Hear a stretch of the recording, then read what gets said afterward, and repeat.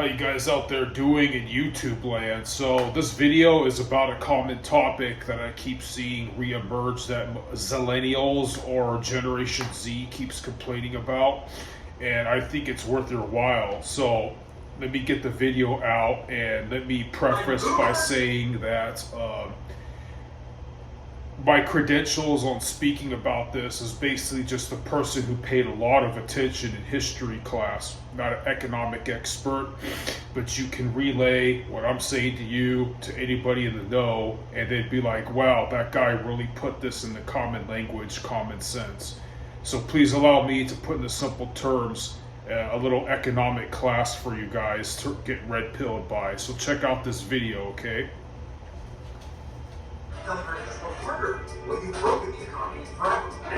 This chick is talking about how living wage.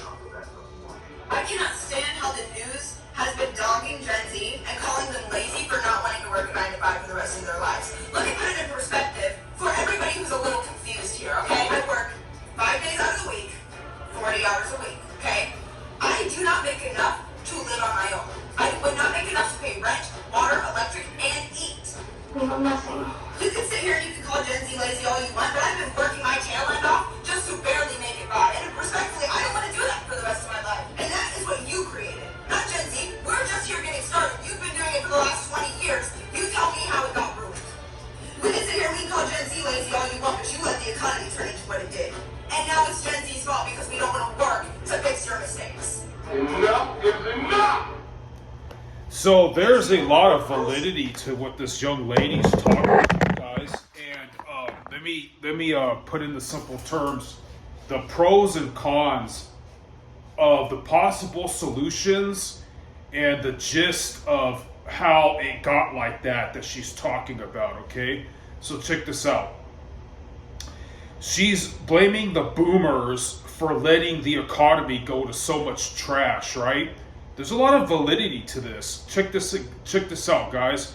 So, one, let me preface that by telling you that the dilemma or the problem that she's addressing, even though it's very truthful, it's so abstract. It's such an abstract, macro problem that there's almost nothing we can do about it. At the same time, she has a point that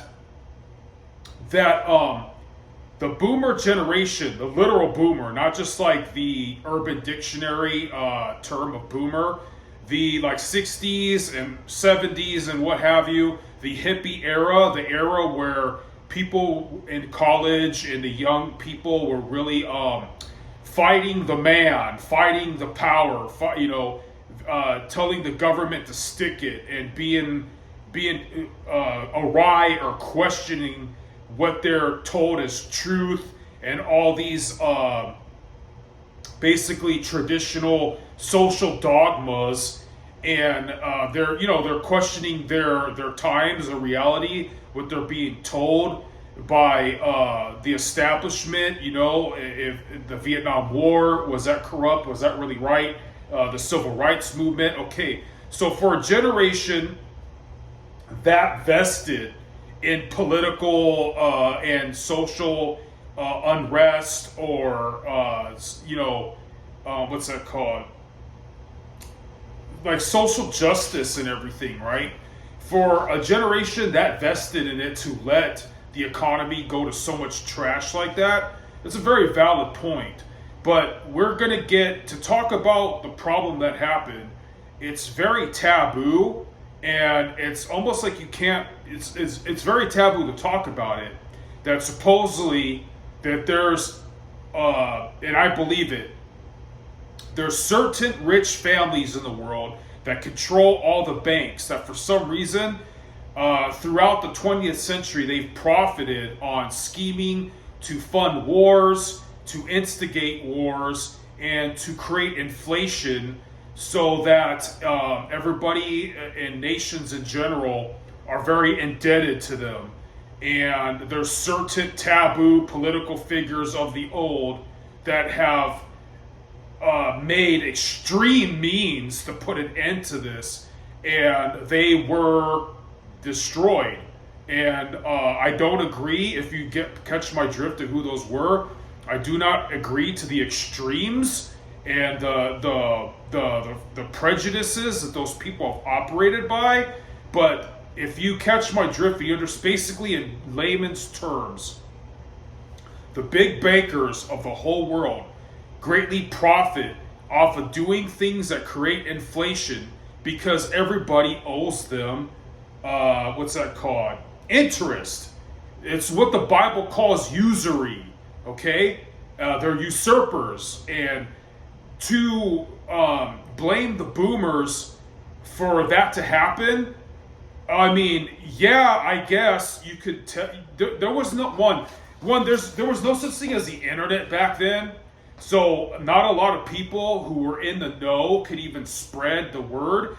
And the people who did propagate about this alleged, called as conspiracy theory or whatever, about the big banking families of the world creating a massive inflation, those kind of people were tabooified. They became like social anathemas. They were accused of being, for lack of a better word, prejudice and conspiracy theories and crazy, okay? So what that has to do with you about inflation is basically in the 50s, 1950s, post-World War II era, the common person could get a factory job in their local community and they could have the white picket fence dream. They could have a big car that was made out of hunky heavy metal and that consumed a lot of gas, the V8 engine, and again, the white picket fence dream, just from one single income, have a wife, a kid, a dog, and a happy American family.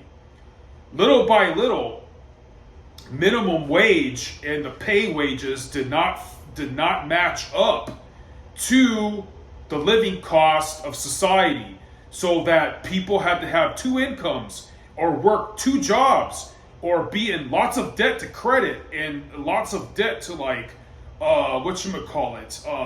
student loans and stuff like that. Do you catch what I'm going? So this young lady talking about how the boomers let the economy go to waste, there's a lot of validity in that. To defend the boomers, again, it's such an abstract problem that the common man couldn't do nothing about. There was no internet back then. It was hard to circulate this knowledge. And for the people who do circulate this knowledge, they are anathematized as being conspiracy theorists or prejudiced or some kind of fascist. I don't know if you follow me. I don't care about being monetized. It's just there's going to be a lot of ignorant people that if I came out and said forthright what people have accused, it's so politically taboo. And a lot of wise people have once said, the people that you can't question, the things that are taboo to talk about, that's usually a major issue because there's someone at the top of that pulling strings as a puppeteer. And people in the past have gotten martyred for speaking out against things that the common man cannot control, if you catch my drift. So, long story short, inflation, the American dollar does not back a lot of gold anymore. Like back in the cowboy days, if you're trying to buy a plot of land, like back in the cowboy days, $5 was a lot of money.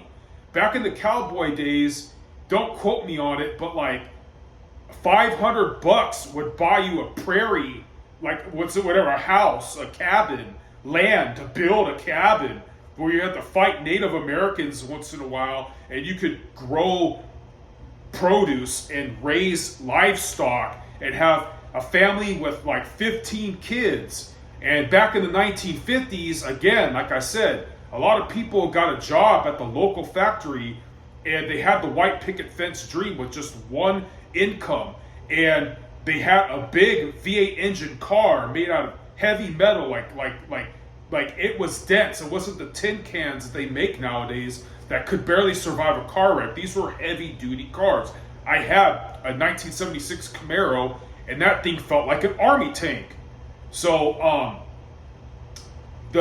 there's not a lot of money. I mean, there's not a lot of gold back in the American dollar no more, and that's why people, since like the last so many years, have been making $7, $9, $15 an hour, but their rent after with bills and everything, it's like $1,500 plus all the health insurance you're supposed to go for, plus like you know what I mean, car insurance and a car payment. It's overwhelming. I understand. And that's why it's like, if you can't afford to live with your parents and like go to college, another conspiracy theory is that this is all on purpose so that people are in debt. Student loans. You got to go to college. You have to have a license just to sell flowers on the corner of the street, or have a little hot dog stand.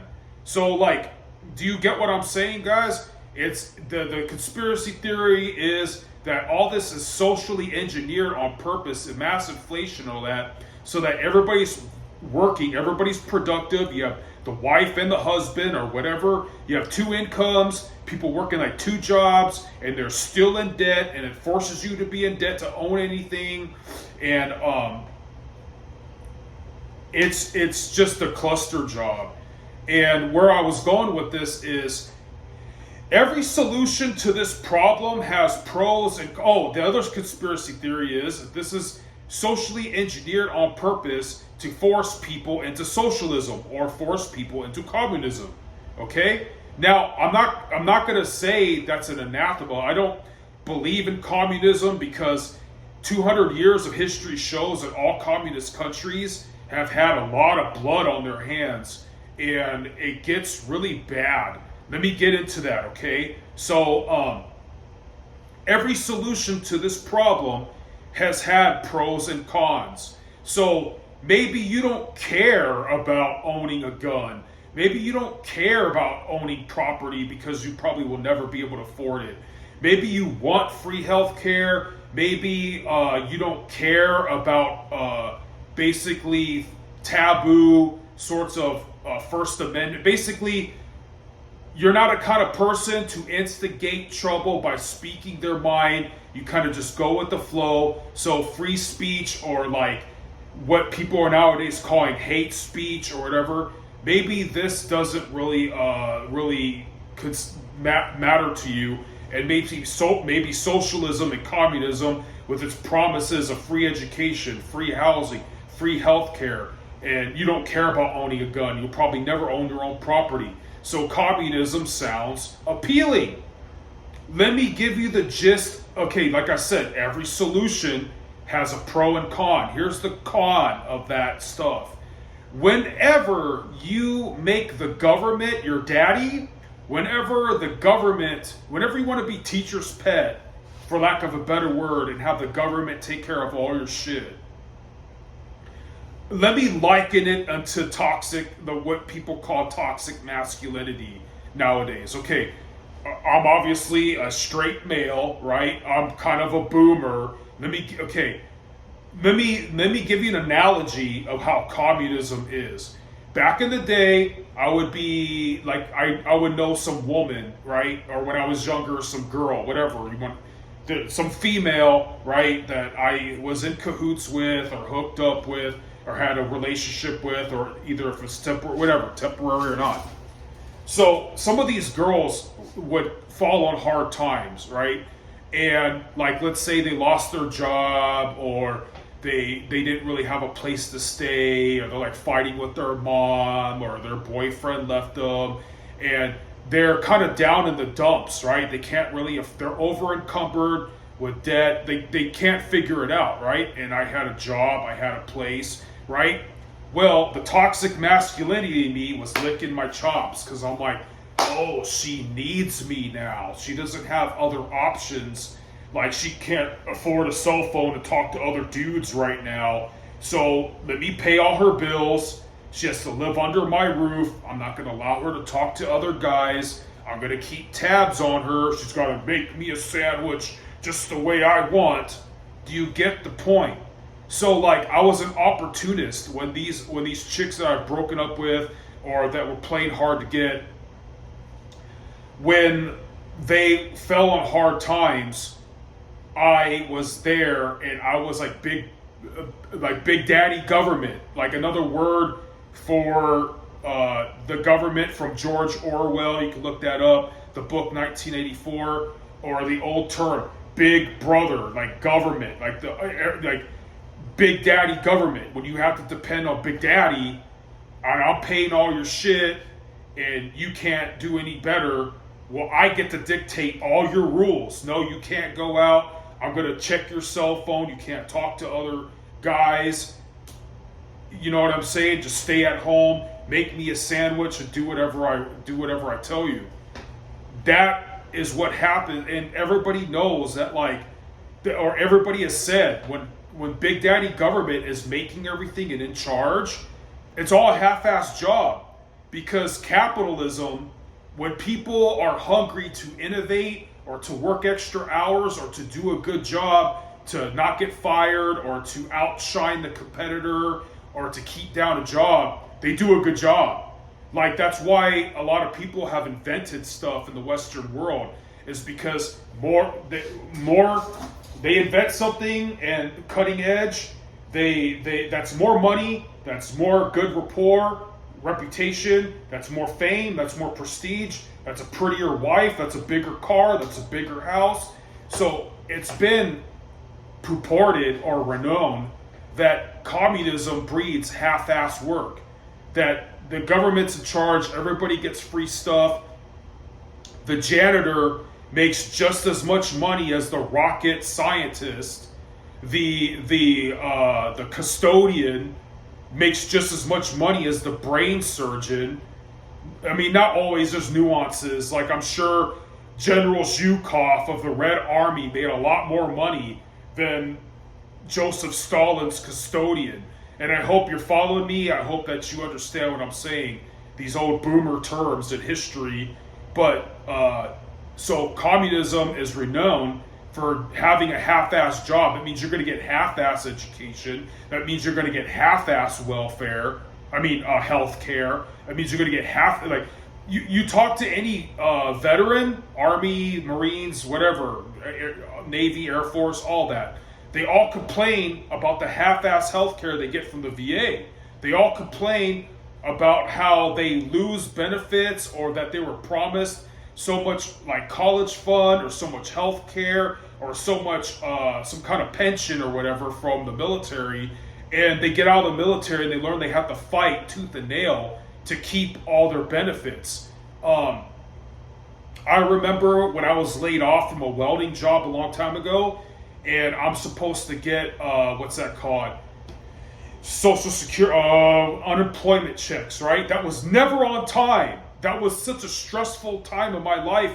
It's so much easier, in my opinion, just to clock in, clock out, and hopefully there's a reliable HR manager who is going to pay you on time, which some people would argue that jobs having to pay you a standard minimum wage, jobs having an HR manager that's fearful of giving you very fair treatment or very fair pay or prompt, punctual paycheck.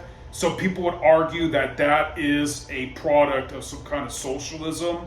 That's government stepping in, making sure that you make so much money, that you're protected and respected and safe at work, OSHA, all that. So people would argue that since that's government, that is not libertarian. So on the libertarian side, so you have the extreme over here is communism, where you got all this free stuff, but the haphazards are what I just entailed. On the other far end of the other spectrum is libertarianism, right? And so people, the cons or the detriments that they would say of libertarianism is you do not have all these social safety nets. You don't have free healthcare. You don't have free education. There's no government. On very far libertarianism, some people say that you don't have a government to ensure that you're going to get a prompt check, that you have OSHA and work conditions that are there for your safety, and you kind of have to figure it out, right? So again, here's the detriment. Some people would say that on this other side of the coin, far other side of the coin, there's nuances in between communism, libertarianism. They would say that full on, libertarianism, even though you have free speech and you can own stuff and you can own a gun and you can speak your mind, you don't have free health care, you don't have free education. Again, Big Daddy government's not there to make sure that you got fair treatment and that you actually got paid at work and stuff. And it's kind of like the Wild West where you have to just figure it out and be your own man, and you're gonna have to figure out a way to stand up for yourself and not get cheated, and to be productive and to be valuable in the society. You're gonna have skills. You're gonna have to have education. You're gonna have to own property and what's that called, like assets to even play the game, right? That's what some people are going to argue about libertarianism. But here's the pros of libertarianism. Again, as I specified, the pros of everything has a pro and con. The pros of libertarianism is you're pretty much utterly free to do whatever you want. The libertarian, what's said about libertarianism is, like, for example, police would have a very easy job because no one's going to really care if you didn't stop all the way at a stop sign in the middle of the night in the middle of nowhere. No one's really going to care if you're speeding on the freeway and going 120 miles an hour if it's like 2 a.m. and it's clear road. No one's going to care if your car doesn't pass smog check. Nobody's going to care if your business or your home is doing stuff that could pollute the environment. So you could just keep reaping a profit again. But some people would see that as a detriment, that no one's held accountable for cutting corners or possibly polluting the environment or possibly getting away with cheating the system. Like let's say they're putting MSG in your tacos and the government doesn't care. No one checks their. I'm going somewhere with this. So a libertarianism on the other side, there isn't all these social safety nets. There isn't Big Brother to watch your back, right? There isn't no guarantee that you're going to get a fair wage. And you have to really bring something to the table just to play the game. Whereas communism over here is purported to take care of you if you have no skills, if you have no education, if you have no assets. But here with libertarianism, what is said about libertarianism is if you paint on your car, let's say you paint, your name is Christina, and you put Tina's Tacos, or you want to have a flower, like sell flowers on the side of the road, sell oranges, sell tacos, I know I just said that, have a hamburger shop, teach martial arts, teach arts and crafts, have any kind of business, like, oh, I sew jackets, oh, I clean your floors, oh, I clean your toilets, whatever.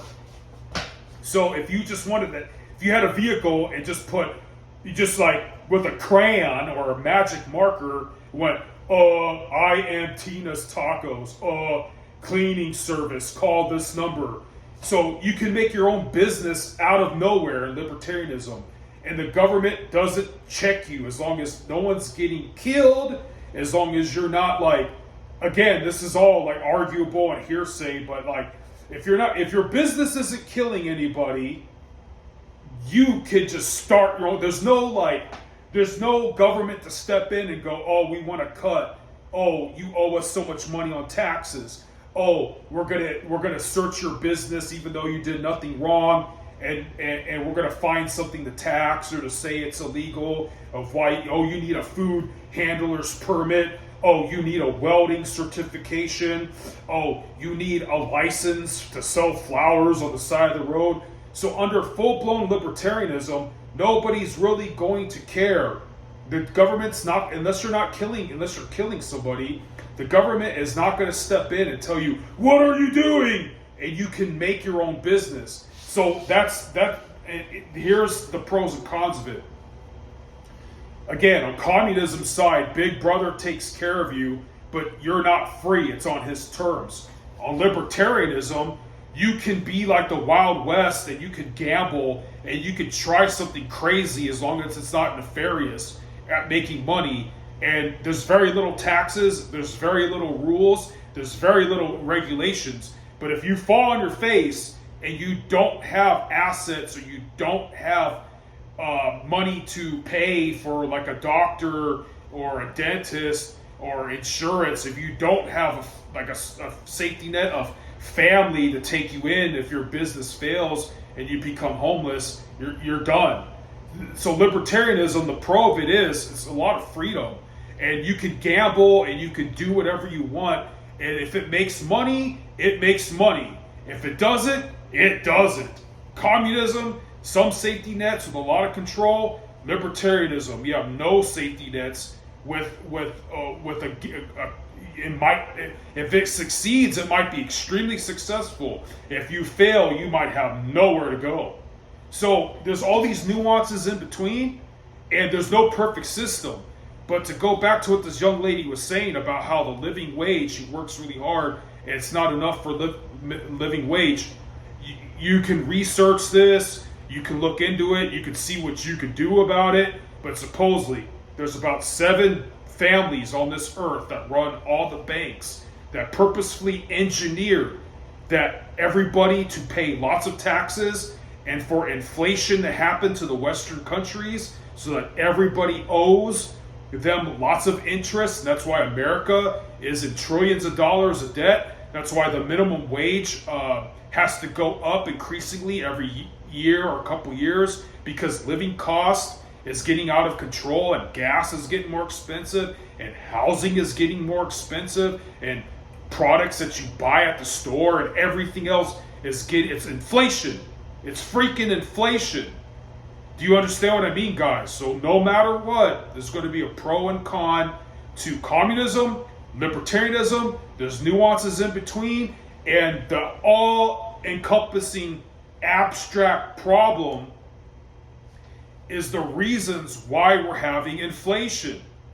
So I hope you learned something from this video, and anybody in the know, your teacher, whatever, if you took notes, if you catch the drift of the gist of what I said, bring it up to them, ask them if I'm right or wrong. But I tell you that there's a lot of people that don't want to believe in these big bankers creating inflation, and they're going to find another scapegoat problem, because nobody wants to wrestle with that dilemma. The people who talk about this conspiracy theory that the Western nations are owing all this inflation because there's big bankers purposefully engineering the inflation so that we're all slaves of interest and credit and stuff like that. And that's why America has trillions of dollars in debt. And that's why a dollar doesn't have any gold backing it anymore. Look into it. This is purported. This is like credibly acknowledged by people who care about this subject. So as always, guys, just try. What can you do about it, man? This is the dilemma that we're all facing. So everybody's in this together. Everybody's in this boat together. Yeah, there's some. I could keep elaborating. I see some people, they think they can live with their parents till they're 50 or 80 years old, save money on rent, buy video games and a Dodge Charger, some tattoos. There's some people that own their own business, and they might be complaining about how hard they're working too, and they're paying all these taxes. And I had an uncle that his business failed during the Great Recession. That was like in 2008-ish or something, a little bit after that. He said that they couldn't compete with other restaurants that were like selling $5 pizzas and stuff like that. I don't even think right now, this time of history, you can find a $5 pizza anymore. Inflation's that bad. Peace out, guys.